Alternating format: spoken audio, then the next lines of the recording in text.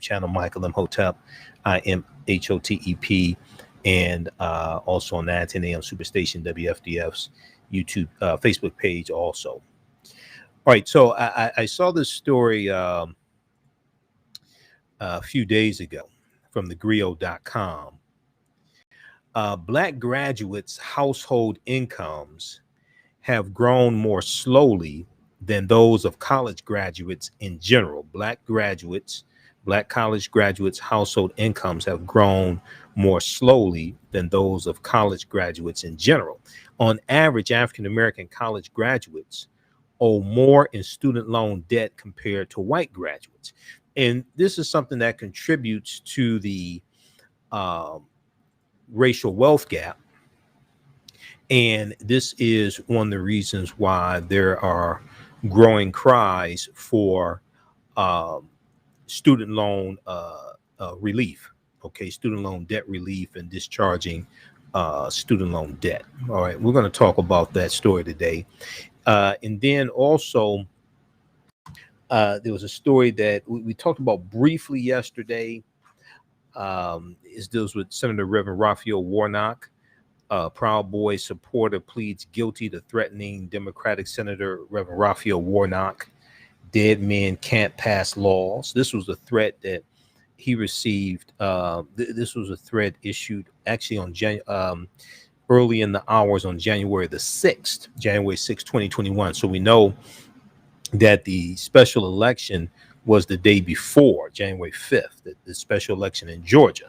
This is Senator Raphael Warnock of Georgia. Okay, we'll talk about that as well. And then also, many people have probably heard that longtime political consultant and local TV show host and internet radio show host Steve Hood passed away today at age 58.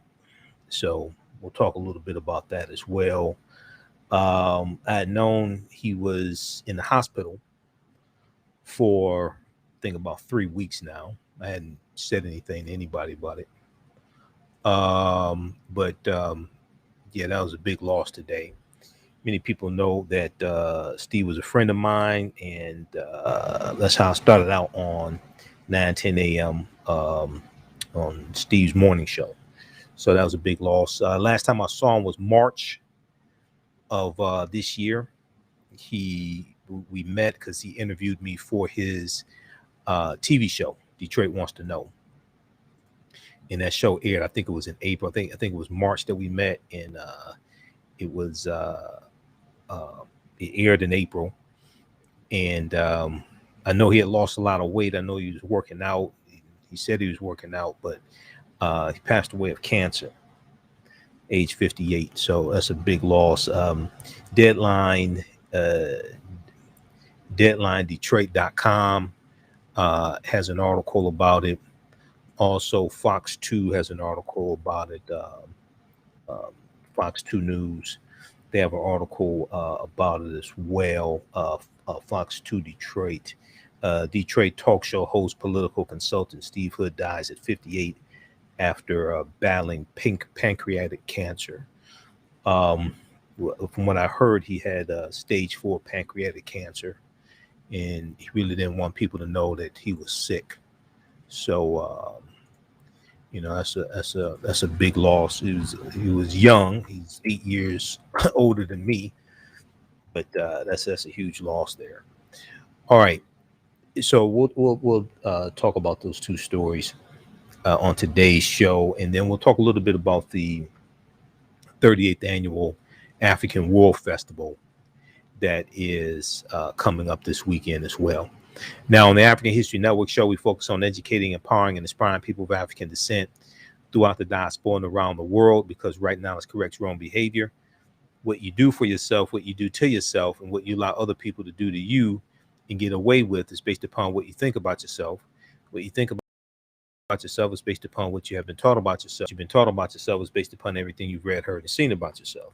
So when you control the radius of a man or woman's thoughts, you can control the circumference of his or her actions, because the mind can't do or teach what it doesn't know. Now, we deal with a number of different topics here On the African History Network show, we deal with current events and history and politics, education, economic empowerment, entrepreneurship, relationships, love, sex, health issues, and much, much more. Sign up for our email newsletter. Text the word Kemet, Kemet, the 22828. To sign up for our email newsletter, text the word Kemet, Kemet, the 22828. To sign up for our email newsletter, also visit our website, AfricanHistoryNetwork.com, AfricanHistoryNetwork.com. You can sign up for the email newsletter there as well. If you like this type of information, you can support the African History Network, $ the AHN Show, through Cash App, $ the AHN Show, through Cash App, also through PayPal, paypal.me /the AHN Show, paypal.me /the AHN Show. We're here 6 days a week to help you on the research, stay on the air, keep broadcasting. Then also at our website, AfricanHistoryNetwork.com, AfricanHistoryNetwork.com. Click on the yellow donate button there. All right. I want to jump into this first story here. And this is from thegrio.com. Okay. And, you know, this ties into Black Women's Equal Pay Day, which was earlier this month. Black Women's Equal Pay Day was on Tuesday, August 3rd. Okay, Tuesday, August 3rd was Black Women's Equal Pay Day. And that is the day that African-American women have to work until to make the same amount of money that the average white male made the year before. Okay, so if we look at this article here, coming up here on the break, and let's see, let's go to this here. Let's pull this one up. This is from thegrio.com. I saw this article a few days ago. Let me see here. Okay, let's pull this up. All right, Black graduates' household incomes have grown more slowly than those of college graduates in general. And I saw this article back on August 14th. Let's pull this up here. All right, on average, Black college grads owe more in student loan debt compared to white graduates. Now, college has always been positioned as an opportunity to even the playing field for young adults, and especially for African-American students who face a litany of obstacles when trying to advance in their careers.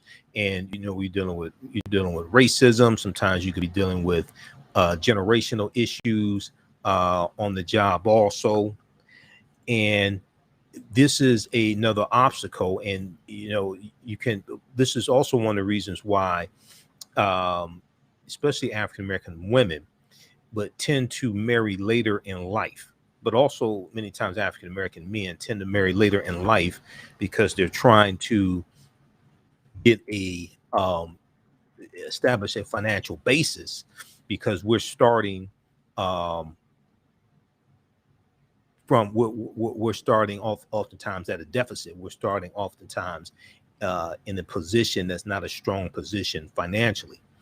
So here, let me close out some of these here. Just a second here. Let me go back to this article. We got a bunch of tabs open.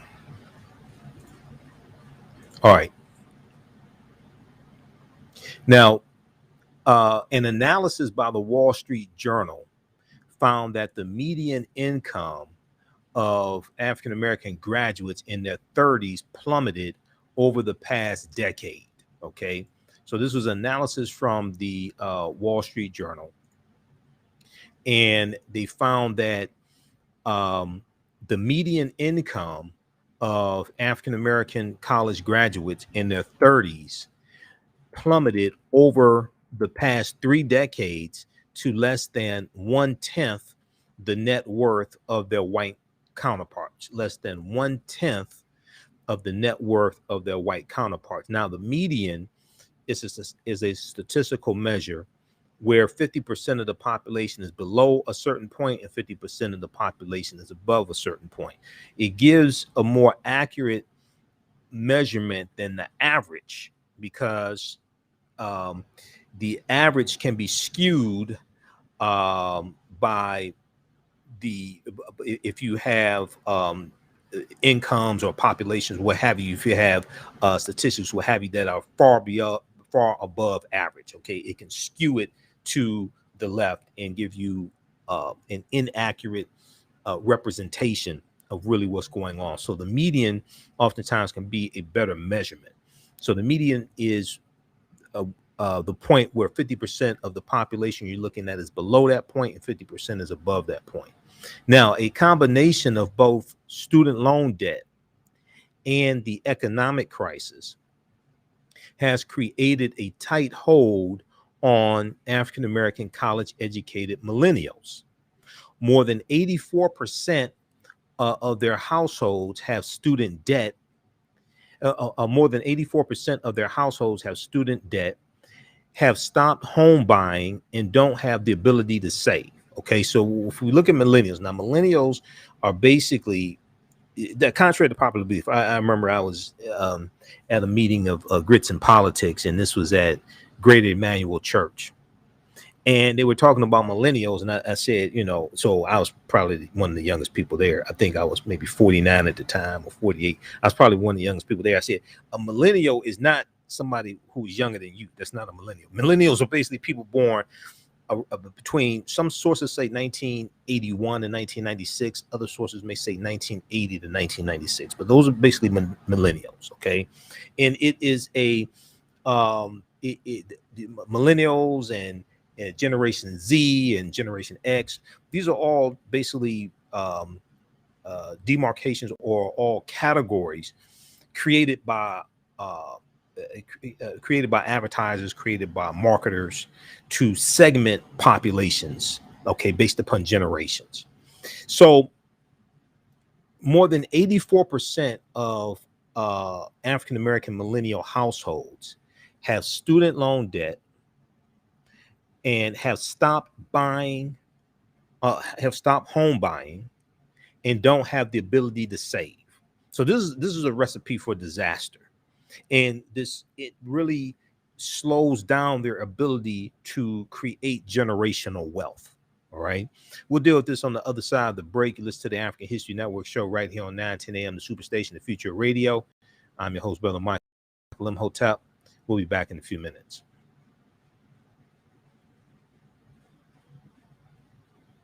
All right, stand by. Stand by. How's everybody doing? Share this broadcasting on social media platforms. Invite your friends to tune in. Stand by, everybody. Back from break in 4 minutes.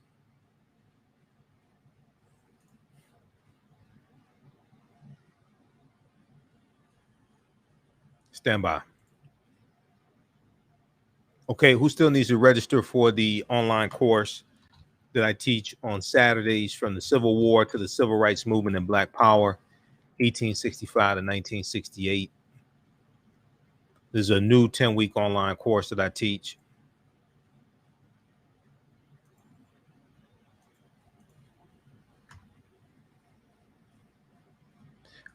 Visit our website, AfricanHistoryNetwork.com. We'll show the information here in just a second.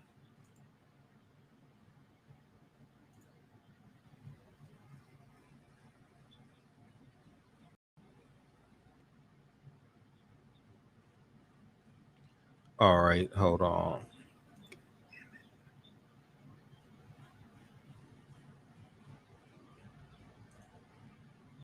All right, stand by.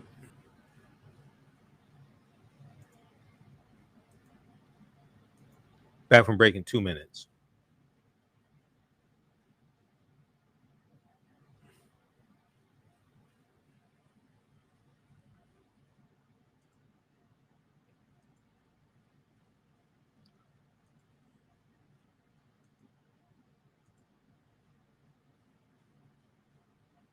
All right, this is right out of our website, AfricanHistoryNetwork.com.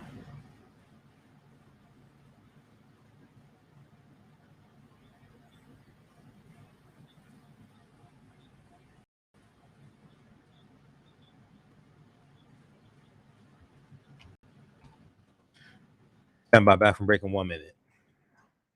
policy that put us in this predicament. It's going to be laws and policies that take us out. So you control the radius of a man or woman's thoughts. You control the compass of his or her actions, because the mind can't do or teach what it doesn't know. We have it all on 910 AM Superstation. 910, the Superstation, Detroit's only African-American talk radio. Welcome back to the African History Network show right here on 910 AM, the Superstation of Future Radio. I'm your host, Brother Michael Imhotep. It is Thursday, August 19th, 2021, and we are live. Calling numbers 313-778-7600. It's the calling number 313-778-7600. It's the calling number if you have a question or comment. We'll talk some about the 38th Annual African World Festival taking place at the Charles H. Wright Museum of African American History, Friday, August 20th through Sunday, August 22nd.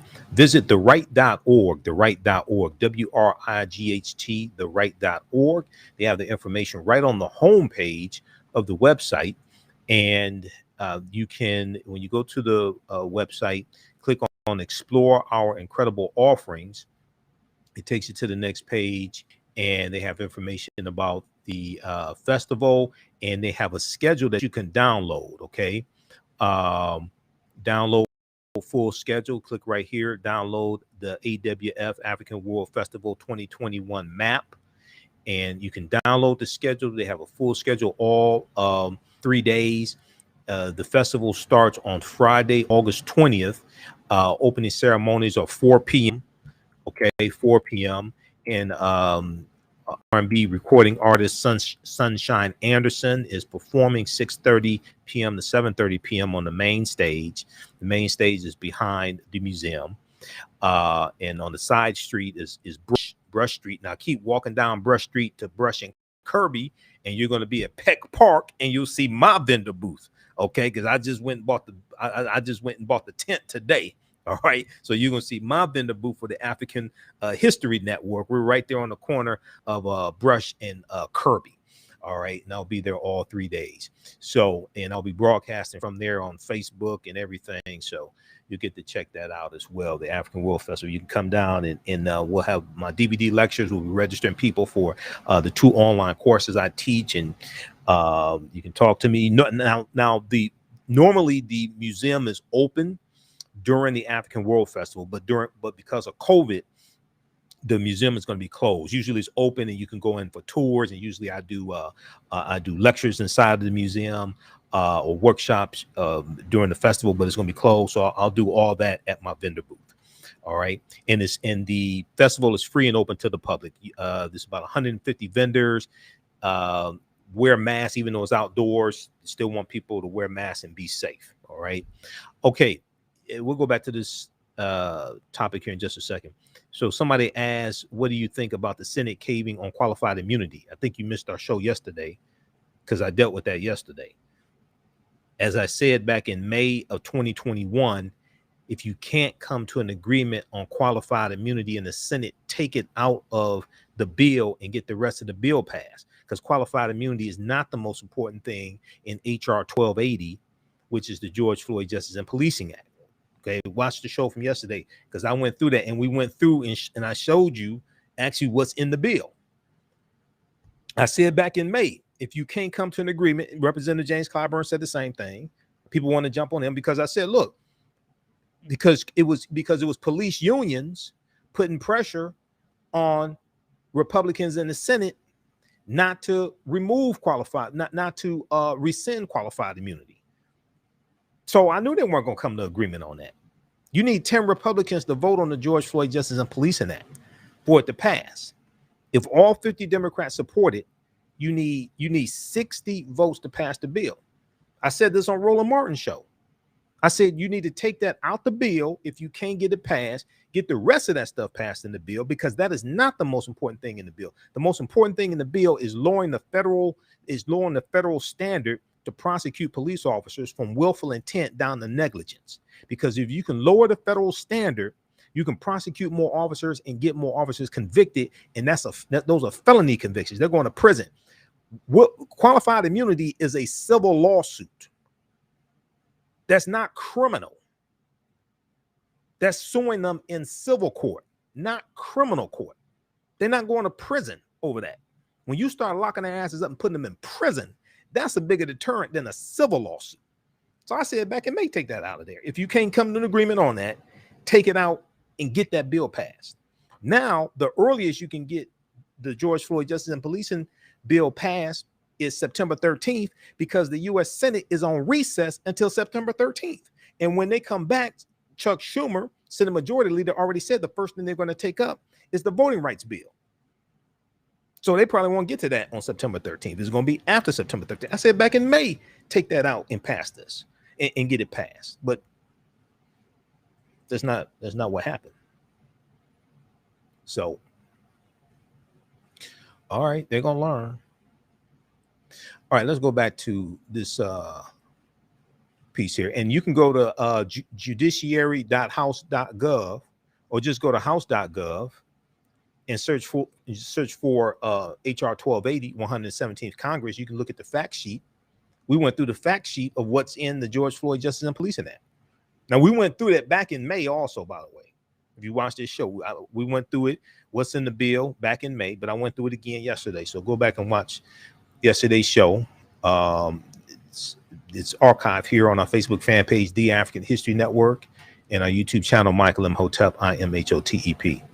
All right, let's go back to this. And I remember all the activists and Tamika Mallory and all this, they were saying, they were jumping on Clyburn, talking about Clyburn didn't know what he's talking about. Why are you going to do this? Clyburn knows what the hell he's doing. Clyburn knows what the hell he's doing. I told you then. Clyburn is correct. Clyburn knows how those white people are. Clyburn knows more about those Republicans than any of these activists out here. You know, activists get a lot of respect needs to go to the activists. They don't have to deal with these Republicans like Clyburn has to deal with them. Even though Clyburn's in the House, he know those people in the Senate. He knows what they're going to vote for and what they're not going to vote for. Clyburn's from South Carolina. South Carolina is where the Civil War started. South Carolina was the first state to secede from the Union December 20th, 1860. Not only that, Clyburn is a former history teacher. Clyburn knows history. He knows what he's dealing with in the House and the Senate. So he was correct. And I said the same thing. I said it on this show and I said it on Roland Martin Unfiltered. Okay. So let's go back to this here. See, I'm a practical person. I'm a practical person. Okay. To hell with all that theory. Tell me how to get from point A to point B. I'm a very practical person. I've been involved in writing public policy here for the city of Detroit. I managed, African-American companies where we had government contracts. All that theory and pie in the sky, I don't care about that. I'm focused on the process. How do we bring this into fruition? What is the process? How we go from point A to point B? Because in business school, that's what you learn. You learn, okay, in business school, you learn how to solve problems. If anybody's ever been to business school, if you ever taken entrepreneurship classes, you're taught how to solve problems. Okay, so that's the perspective I come from. All that damn theory and all that damn marching, all that stuff. Mass protest has its purpose, but oftentimes we confuse activity with productivity. Show me how to get from point A to B. How do we solve this problem? How do we get the bill passed? How do we bring this into fruition? Okay, you need 10 Republicans to vote for any of these bills, unless it can pass through the budget reconciliation process in the Senate. And the George Floyd Justice and Policing Act don't qualify for that. So you need 10 Republicans to vote for the bill. That's now you can pontificate all you want to. If you can't get 10 Republicans to vote for the bill, it's not going to pass. Not in the 117th Congress. Now, if you get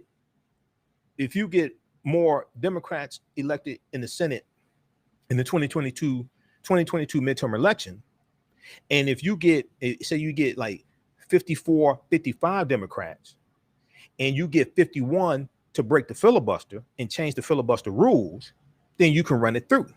That ain't the case right now. You don't have 50, you don't have 50 Democrats to change the filibuster rules because Joe Manchin and Kristen Sinema don't want to change them. So you need 10 Republicans to get it passed. If you can't get 10 Republicans to agree to the bill, it's not going to happen. That's just all there is to it. All right. So more than 84% of their households have student debt, have stopped home buying, and don't have the ability to save. Now, there's a tweet here from Philip Lewis. The median net worth of Black households with college graduates in their 30s has fallen to $8,200, about $50,400 3 decades ago.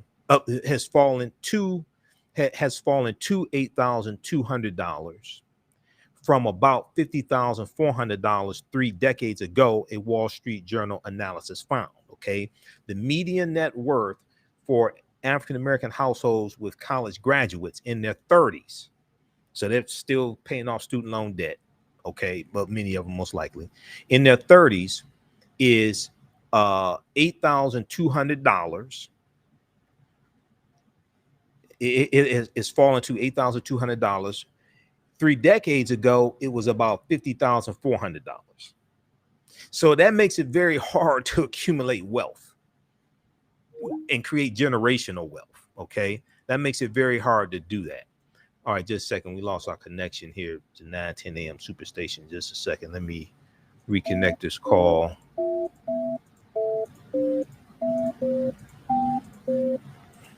All right, just a second here.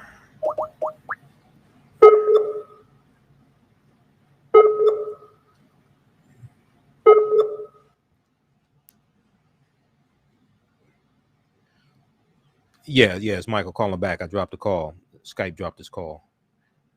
Okay. All right. I got you. Okay. All right. So sorry about that. Sorry about that. We dropped a call there. The Skype call dropped. Okay, so the median net worth for African American households with college graduates in their 30s has fallen from $8,200, has fallen to $8,200 from about $50,400 where it was 3 decades ago, a Wall Street Journal analysis found. Over the same period, their white peers saw their median net worth grow 17% to $138,000. All right. So this is more reason. It makes the argument for things like canceling student loan debt. Okay. Over the same period of time, that 30-year period of time, their white peers saw their median net worth grow 17% to $138,000. All right. And we're talking about white college graduates in their 30s. Now, the Wall Street Journal reported that the drop is driven by skyrocketing student debt and sluggish income growth. Skyrocketing student debt and sluggish income growth. Now, the generation that hoped to close the racial wealth gap is finding it is only growing wider. The report also found African American wealth has not grown in the past 30 years. Student loan debt has always had an impact on the African American community. Okay. Now, according to a 2016 report from the Brookings Institute, African American college graduates with bachelor's degrees owe an average of $7,400 more than white college graduates with bachelor's degrees. Okay, African American college graduates with bachelor's degrees owe an average of $7,400 more than white graduates. $23,400 African American graduates with bachelor's degrees versus $17,000. However, due to interest accrual and post-bachelor degrees, the number increases to African American graduates owing more than $53,000 in student loan debt 4 years after their bachelor's, at 4 years after they get their bachelor's degree, twice as much as white graduates. So because of interest accrual and getting post-bachelor degrees, African American graduates end up owing more than $53,000 in student loan debt 4 years after they get their bachelor's degree, which ends up being twice as much as the average white graduate owes 4 years after they get their bachelor's degree. So this slows down the accumulation of generational wealth and being able to buy property, have money to start businesses, etc. Now, to compare, 35% of African American baby boomers, 35% of African American baby boomers had college loan debt at a median of $6,000. Today's younger African American college graduates owe a median of $44,000, which is more than 7 times the debt from their parents' generation. Okay, so this is why so many people are calling on the Biden administration to cancel student debt, whether you do it through executive order or whether you do it through Congress. Either way.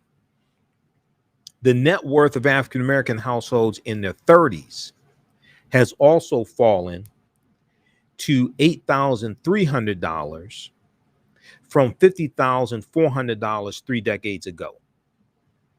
Okay, the net worth of African American households in their 30s has fallen to $8,300 when 3 decades ago was $50,400. Now, Fanaba Ado, a professor of public policy at UNC Chapel Hill, who studies debt and racial wealth inequality, said in a 2020 interview with MarketWatch.com, the business publication, MarketWatch, he said, even at the upper end of the Black wealth distribution, average and median wealth are significantly lower than that of white houses at the top of the wealth distribution.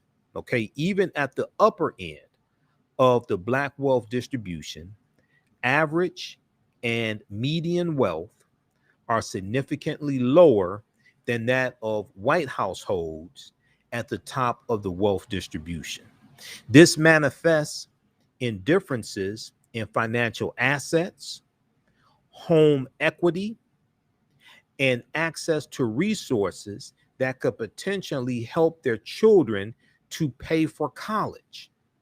As college costs have risen, the increasing burden of college costs has shifted from federal and state aid to students and families. As the cost of college increases each year, the increasing burden of college costs has shifted from federal and state aid being able to absorb that rising cost of college to students and families having to absorb those costs.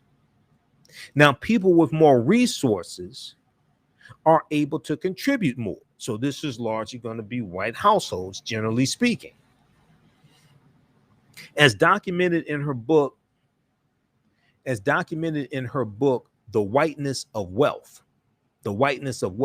tax law professor Dorothy Brown further explains that even with scholarships and parental support, the hardship for African American students to pay for their degree in higher learning comes from the systematic issues that are present in all structures in America. So she said that college does not pay off for African American students the way it does for white students.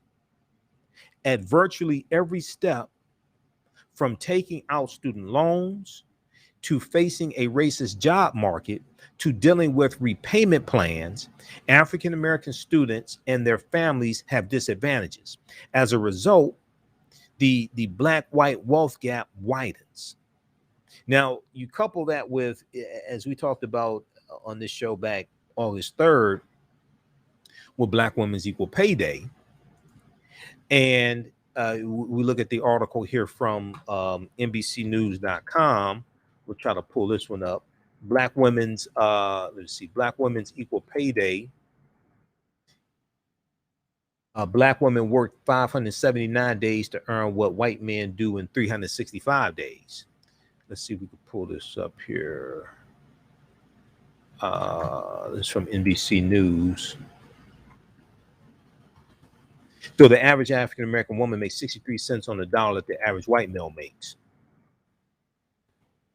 You look at this one here. Okay, so things like this contribute to that racial wealth gap, and it compounds this issue when we deal with student loan debt.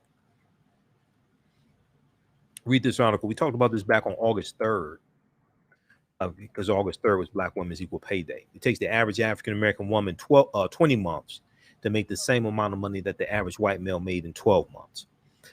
Read this article from NBC News. Black Women's Equal Pay Day. Black women worked 579 days to earn what white men do in 365. Okay. Across industries, Black women are paid only 63 cents for every dollar made by white men, according to the National Women's Law Center. All right, so read the rest of this. We talked about this back on August 3rd. Okay, now let's go back to the piece here from the Griot.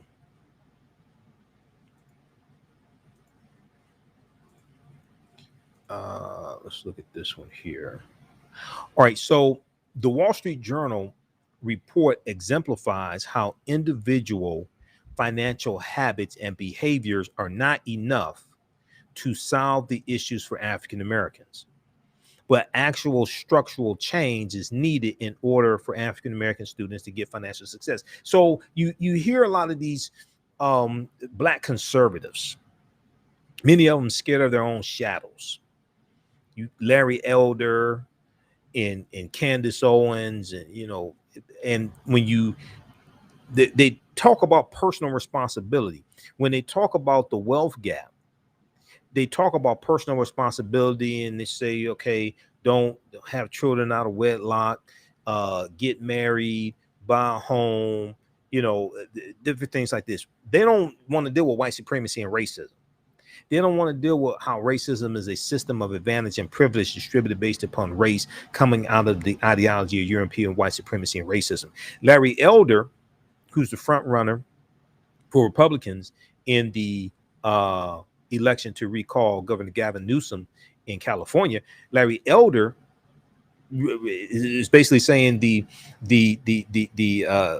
wage gap between women and men that's fictitious. That's basically what he's saying. They see, when you listen to these Black conservatives, they don't want to deal with structural inequities, generally speaking. They want to deal with individual choices. They don't want to deal with changing laws and policies and correcting the structural inequities that deal with systemic racism. Because their whole thing, what many of them get paid by white people to lie to us and tell us, is that racism doesn't exist. Because they want to keep the status quo the way it is, because they benefit from it. The white people that pay them benefit from keeping the status quo, keeping things the way they are. So they want to make the issue personal choices, personal issues. They don't want to deal with a system of white supremacy and racism. So what you have is white supremacy through ventriloquism. You have the words of white people coming from the mouths of Negroes. You have white supremacy through ventriloquism, as Dr. Michael Eric Dyson calls it. So the Wall Street Journal report exemplifies how individual financial habits and behaviors are not enough to solve the issues for African Americans, but actual structural changes needed in order for African American students to get financial success. Okay, let's scroll down here. Okay. All right, so activists and representatives of the government have put pressure on the Biden administration to provide widespread relief bills to lessen the burden of student loans. In February, 2021, members of Congress, including Congresswoman Ayanna Pressley and Senator Elizabeth Warren, reintroduced a resolution to cancel $50,000 in student loan debt. In late June 2021, Senate Majority Leader Chuck Schumer renewed his pleas to President Biden to cancel the $50,000 in student loan debt. However, Speaker Nancy Pelosi has stated that Biden does not have the legal authority to cancel student loan debt. Now, Biden back in April, I read a piece from NBC News.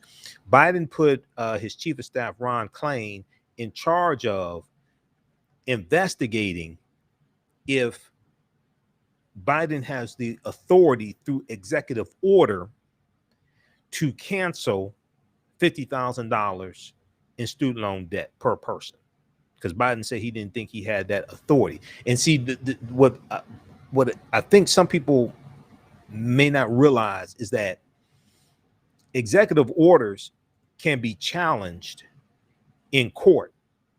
Okay, executive orders can be challenged and overturned in court.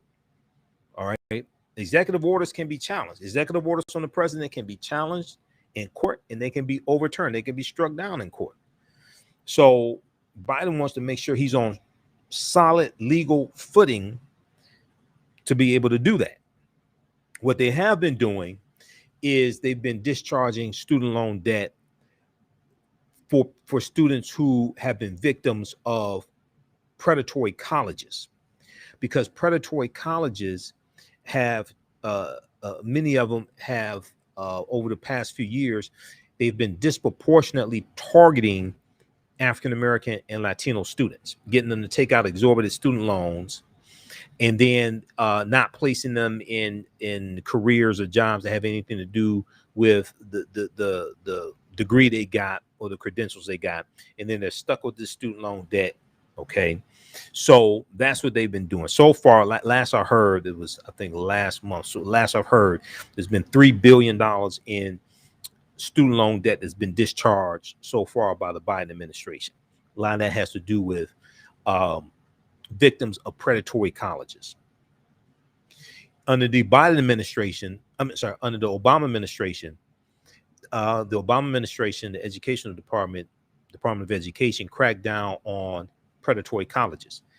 The Obama administration shut down ITT Tech, and I think it was Corinthian College. They shut down those two colleges, because I remember ITT Tech used to advertise. If you live here in Detroit, we used to see commercials of ITT Tech advertised on TV, and they used to advertise during the daytime, during shows that are reruns and things like this. Then all of a sudden, you stop seeing those commercials. The Obama administration shut them down, and they put more restrictions on for-profit colleges. Okay, under the Trump administration under Betsy DeVos, Secretary of Miseducation, they relaxed those restrictions on for-profit colleges, and the Trump administration was much more friendlier towards for-profit colleges than the Obama administration and the Biden administration.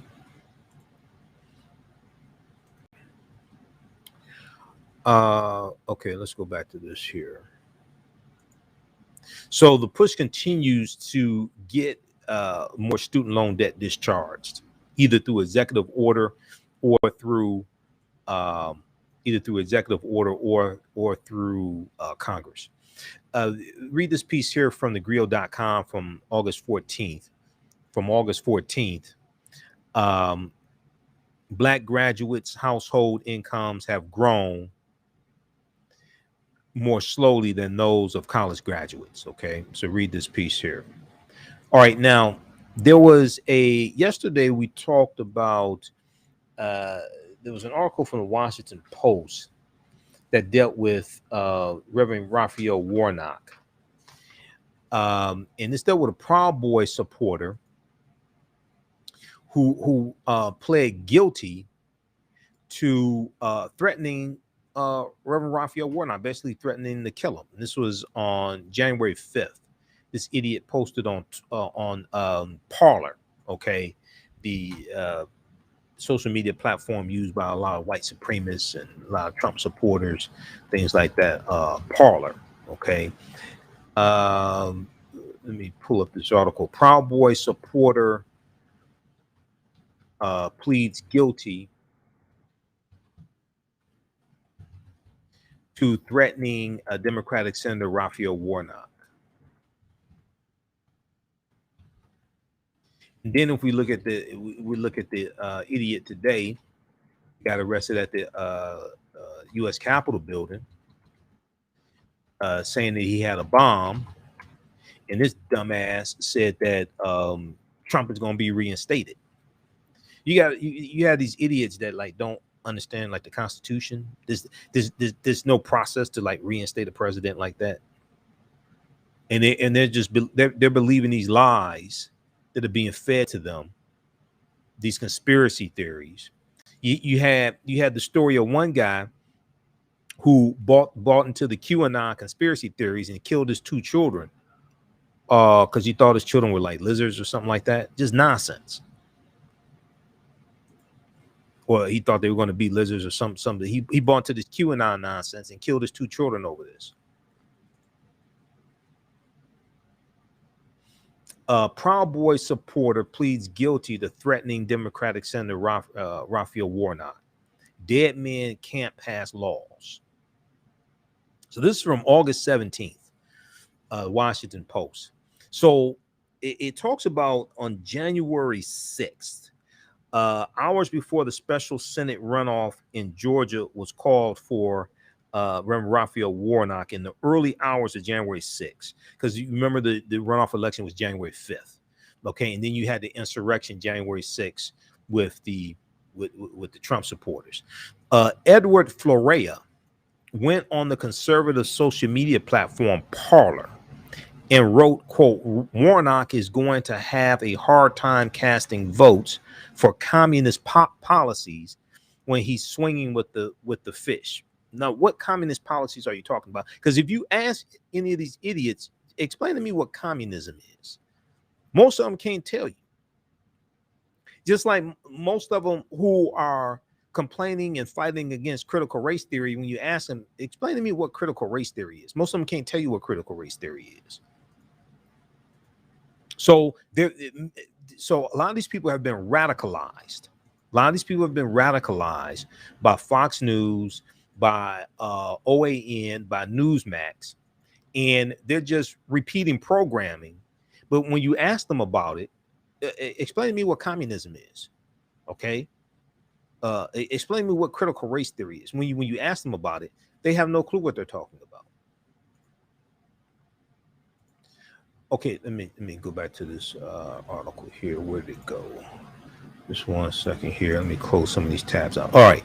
So, okay, we've got it here. In a later post, Edward Florea wrote in reference to Raphael Warnock, dead men can't pass laws. Now, Edward Florea is facing up to 15 years in prison for making those threats. Now, prosecutors announced Monday the 41-year-old from Queens pleaded guilty to 1 count of transmitting threats to injure and 1 count of possessing ammunition after having been convicted of a felony. Quote, with today's plea, Florea admits to threatening the life of a successful candidate for the U.S. Senate and urging others to take up arms to unleash violence at the Capitol on January 6, 2021 to thwart the results of the presidential election. Okay, we're out of time here on 910 AM Superstation WFDF. Those watching on Facebook and YouTube, keep watching. We'll go for a couple more minutes. We'll see you at the 38th Annual African World Festival this weekend. Remember, right now, it's correct wrong behaviors not over till we win. Wakanda forever. We'll talk to you next time. Peace.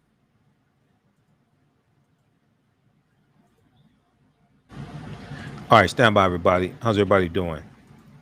All right, now if you want to support the African History Network, you can do so through Cash App or PayPal, $ TheAHNShow, through Cash App, or through PayPal, paypal.me/TheAHNShow. All right. If you do it through YouTube takes a third of the payment and they only pay out once a month. If you do it through Cash App or PayPal, we get it right away. Okay. Okay, so here, $ TheAHNShow through Cash App. All right, now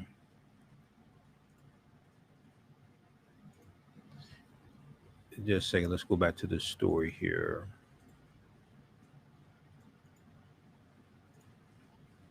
So this is from the Washington Post from August 17th. We talked about it briefly on yesterday's show.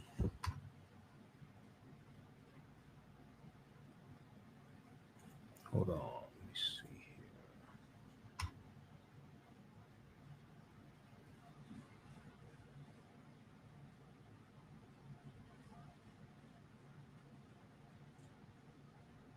Okay, here we go. All right, let's go back to this. Let's go back to this article here.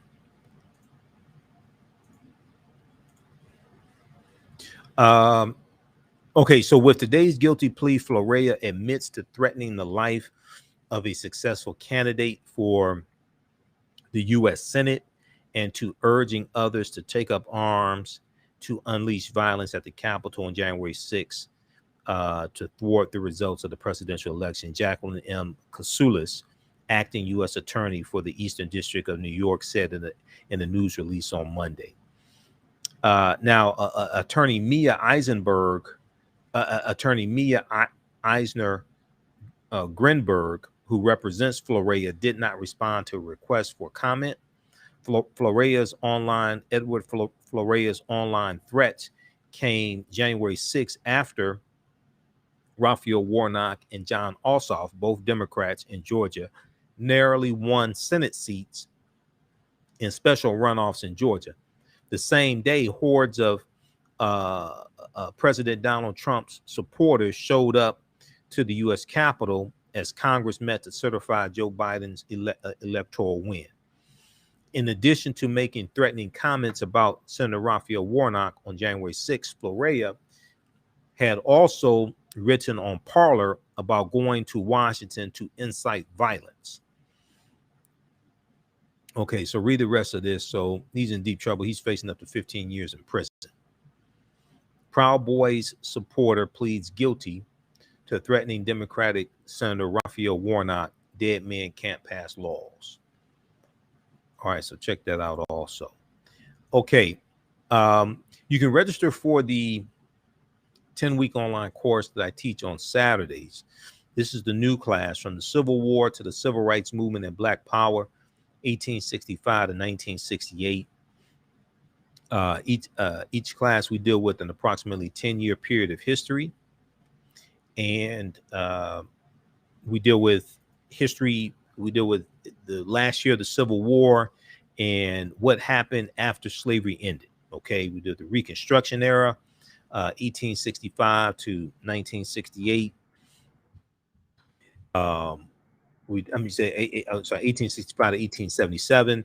Then we deal with the Jim Crow era, World War I, World War II, Civil Rights Movement, Black Power Movement. Okay, to understand what happened after slavery ended, what were the laws and policies that were put in place? How did that impact us?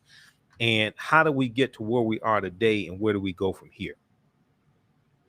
All right, so that's we just posted the link. You can register for that class. So we do the class live. All the sessions are recorded. As soon as you register for the class, you can watch last Saturday's class, and you can watch classes 1 through 4. Next class will be on August 28th. And there's also bonus content that you can watch there as well. And you still have access to the class even after the class is over with. All right. So we do the classes live. It's Saturdays, 3 p.m. to 5 p.m. Eastern Standard Time. And all the sessions are recorded, so you can go back and watch it over and over again also. All right. So the class is regularly $130, on sale $80. You can watch from around the world. From the Civil War to the Civil Rights Movement and Black Power, 1865 to 1968. It's at our website AfricanHistoryNetwork.com. And then the other online course that I teach, that's the precursor to this one, Ancient Kemet, the Moors, and the Ma'afa, Understanding the Transatlantic Slave Trade, what they didn't teach you in school. We do this one on Sundays, 2 p.m. to 4 p.m. And this deals with thousands of years of history and what led up to the transatlantic slave trade taking place. And we do that one live, and all the sessions are recorded also. All right. I posted a couple stories today dealing with Steve Hood passing. There's one from Deadline Detroit. And there's one from Fox 2 News also. He passed away today from pancreatic cancer. He was 58 years old. He used to be a talk show host here on 910 AM Superstation. Actually, when 910 started, he was doing mornings on 910 AM. And I started on his show on Thursday mornings. In, I think it was basically January 2016. I started doing Thursday mornings for an hour. Then we went to an hour and a half. Then we went to 2 hours on his show. And then when I got my show on 910 AM in April of 2016, I kept doing his show as well. Okay, so there's a piece here from Fox 2 Detroit. Detroit talk show host, political consultant Steve Hood dies at 58 after battling pancreatic cancer. So this is a big loss. He was a political consultant, talk show host, TV talk show host, radio talk show host. I knew he was, he had been in the hospital for, I think he was in the hospital for about 3 weeks that I knew of. And he really didn't want people to know that he was sick. So this is a big loss here. So check out this article. You'll hear more about this as well. Deadline Detroit has an article as well about Steve Hood passing also. All right.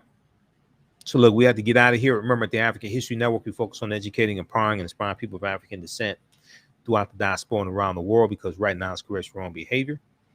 It's not over till we win. Wakanda forever. We'll talk to you next time. Peace.